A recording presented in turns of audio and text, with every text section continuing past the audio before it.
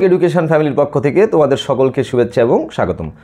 সুপ্রিয় 2025 সালের এসএসসি পরীক্ষার্থী বন্ধুরা, তোমাদের সামনে আজকে আলোচনা করব পদার্থবিজ্ঞান যে বিষয়টা রয়েছে সেটার 100% কমন সাজেশন। তোমরা কি জানো মাত্র কয়েকটা অধ্যায় পড়ে তোমরা ফুল সিকিউ কমন পেতে পারো? আসো প্রিয় শিক্ষার্থী বন্ধুরা, সেই অধ্যায়গুলো কোনগুলো হতে পারে সেইটা নিয়েই মূলত আজকে আলোচনা করব।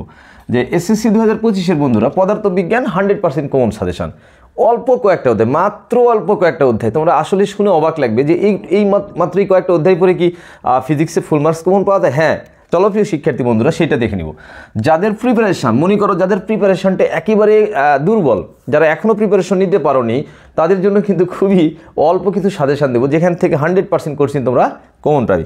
প্রিয় শিক্ষার্থী বন্ধুরা লক্ষ্য করো যে দ্বিতীয় অধ্যায় গতি, তৃতীয় অধ্যায় বল, চতুর্থ অধ্যায় কাজ, ক্ষমতা ও শক্তি, পঞ্চম অধ্যায় পদার্থের অবস্থা ও চাপ, সপ্তম অধ্যায় তরঙ্গ ও শব্দ, অষ্টম অধ্যায় আলোর প্রতিফলন, নবম অধ্যায় আলোর প্রতিসরণ এবং 11 অধ্যায় হচ্ছে চলতরিৎ। হ্যাঁ, লক্ষ্য করো এরই ভিতরে তোমাদের প্রিপারেশনটা একেবারে যাদের দুর্বল, শুধু তাদের জন্য মূল আলোচনাটা হচ্ছে সর্বপ্রথমে দেখে দিব যে তোমরা কোন 3টা অধ্যায় পড়ে একদম 30 মার্কস কমন পেতে পারো। টার্গেট কিন্তু 50-50, ওকে? টার্গেট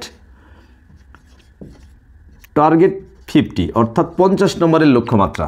তোমরা সর্বপ্রথম যাদের প্রিপারেশন দুর্বল তারা কোন চ্যাপ্টার পড়বে, তাদের জন্য আমি সাজেস্ট করবো হচ্ছে দ্বিতীয় অধ্যায়।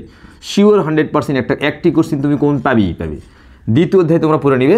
এরপরে তোমাদের জন্য সেকেন্ড যে সাজেশন সেটা হচ্ছে সপ্তম অধ্যায়। এই অধ্যায় থেকে কিন্তু তোমরা এই বছরে 100% একটা কমন পাবে, কারণ বিগত বছরে যে প্রশ্নগুলো আছে সেগুলো অ্যানালাইসিস করেই কিন্তু এই সাজেশনটি তৈরি করা। এবং এই যে 11 অধ্যায় চলতরিৎ, খুবই ইন্টারেস্টিং এবং খুব ভালো একটা চ্যাপ্টার। আশা করি এই একটা অধ্যায় থেকে শিওর একটি কোশ্চেন কমন পাবে। দেখো তো তোমরা মাত্র 3টা অধ্যায় পড়ে, কয়টা? 3টা অধ্যায় পড়েই কিন্তু 3টা সৃজনশীল তোমরা কমন পাবে। সেটা হচ্ছে কি দ্বিতীয়, সপ্তম এবং 11। দেখো তোমাদের লক্ষ্য কত? 50-এর মধ্যে কিন্তু 30 মার্কস তোমরা পেয়ে গেলা। কত অধ্যায়? মাত্র 3টি অধ্যায়। 30 মার্কস তোমার কিন্তু অলরেডি কমন। যাদের প্রিপারেশন এখনও দুর্বল তারা কিন্তু সর্বপ্রথম তোমাদের টার্গেট নিতে হবে এই যে দ্বিতীয় অধ্যায়, সপ্তম অধ্যায় এবং চলতরিৎ, কারণ তোমাদের হাতে কিন্তু এখনও সময় আছে। এই যে প্রায় 2 মাসের মতো সময় আছে, এই সময় কিন্তু তোমরা যদি অ্যাকচুয়ালি ইউটিলাইজ করো, আমি বিশ্বাস করি এই 3টা অধ্যায় তো তোমরা করতে পারবাই। এর সাথে আরও কী অধ্যায় পড়তে হবে সেগুলো আমি বলে দিচ্ছি।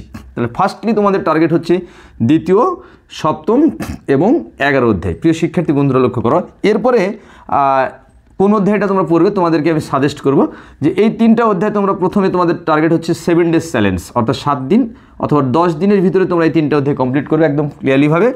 এরপরে লক্ষ্য করো আজীবন তক, কি আমি বললাম, একদম সারা জীবন তোমরা লক্ষ্য করো আলোর প্রতিফলন প্রতিসরণ থেকে এই 2টা অধ্যায় থেকে কিন্তু একটি কোশ্চেন কমন আসবেই। দেখো তো কয়টা হলো? 4টি কোশ্চেন, অর্থাৎ 40 মার্কস কিন্তু তোমাদের হয়ে গেল। এখন বাকি থাকে কয়টা? একটা। এই একটা কোশ্চেনের জন্য তোমরা কি করবা?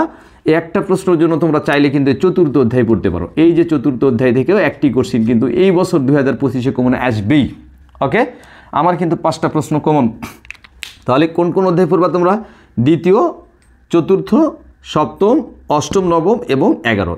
1, 2, 3, 4, 5, 6 এই 6টি অধ্যায় পড়ে কিন্তু তোমরা 100% তোমরা 5টা সৃজনশীল কমন পাবি।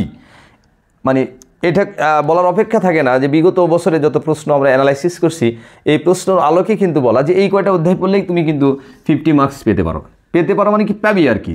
সো ফার্স্টলি তোমাদের টার্গেট হচ্ছে এই অধ্যায়গুলো করা। এরপরে সেকেন্ড স্টেপে এসে তোমরা আর 2টা অধ্যায় ভালো করে তোমরা একটু প্রিপারেশন নেবে, সেটা হচ্ছে তৃতীয় অধ্যায় এবং পঞ্চম অধ্যায়। তাহলে আর কোনো টেনশন করার কোনো প্রয়োজন হবে না। আশা করি এই যে 8টা অধ্যায় তোমাদেরকে সাজেস্ট করলাম, এই 8টা অধ্যায় যদি তোমরা ভালো করে রিভাইজ করতে পারে 100% তোমরা 5টা সৃজনশীল কমন পাবে এবং ভাগ্য ভালো থাকলে 5-এর বেশি 6টা প্রশ্নও তোমরা কমন পেতে পারো। আমার 100% বিশ্বাস এই কয়টা অধ্যায় থেকে 6টা প্রশ্ন আসবেই। ওকে, তাহলে তোমাদের যে কাজটা হচ্ছে সেটা হচ্ছে ফার্স্টলি দ্বিতীয় অধ্যায় পড়বে। এরপরে তোমাদের কাজ হচ্ছে সপ্তম অধ্যায়, প্রিপারেশন যাদের একটু দুর্বল আছে, দ্বিতীয়, সপ্তম এই চলতরিৎ। এরপরে তোমাদের কাজটা হচ্ছে আলোর প্রতিফলন এবং প্রতিসরণ, এই চ্যাপ্টারটা পড়বে। সবার শেষে যেই কাজটা হচ্ছে সেটা হচ্ছে বল এবং পদার্থের অবস্থা এবং চাপ। এই স্টাইলে যদি তোমরা এই ফিজিক্স বইটা যদি কমপ্লিট করতে পারো, একদম নিশ্চিত থাকো তোমরা এই যে 8টা অধ্যায় থেকে নিশ্চিত তোমরা 6টা প্রশ্ন কমন পাবে। আশা করি তোমরা বুঝতে পেরেছো যে কোন কোন অধ্যায়গুলো বেশি ইম্পর্টেন্ট এবং কোনগুলো পড়তে হবে। এখন থেকেই তোমরা কিন্তু পড়া শুরু করো, আর কোনো দেরি করা যাবে না। ধন্যবাদ সকলকে, আল্লাহ হাফেজ।